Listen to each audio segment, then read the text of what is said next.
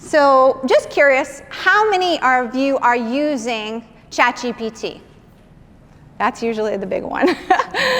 How many are using Copilot? And the numbers go down.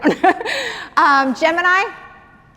Okay, even further down. How many are using Claude? Wow, I only got like a very small. And then Perplexity. Okay, so though we're not going through Perplexity today, I do always tell my businesses nowadays, Perplexity is really the biggest competitor to Google search. So please keep that in mind for optimizing websites, because now more than ever, people are using a platform like Perplexity to do comparisons of businesses, etc., to ask questions. You now see AI snippets obviously in Google, but just to keep that in mind. So I'm glad I picked ChatGPT, because that's the one we're going to talk about the most today. So that's the one most of you are using. Okay, one quick question. How many of you have the paid version of ChatGPT?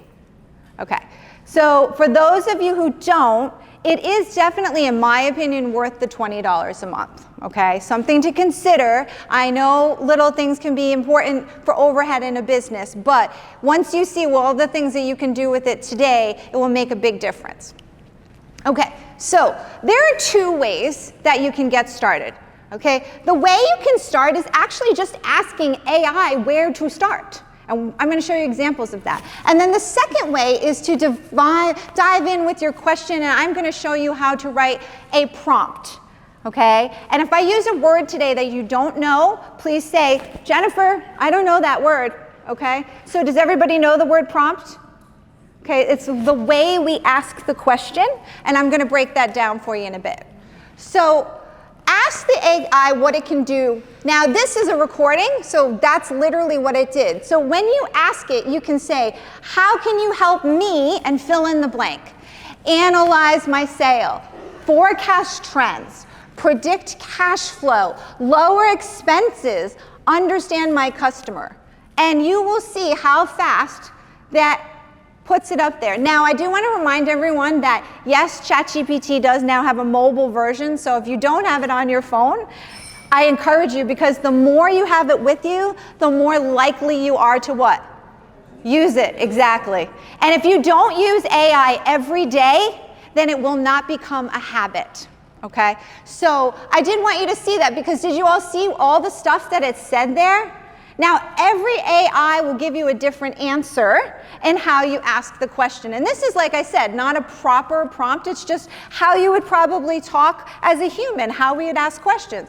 Here's one from Claude. This was one I put up. If I upload sales data from the past year, can you analyze trends in the purchasing behavior by market and audience? Does that sound like something you might want to ask? Okay, so this is what it told me.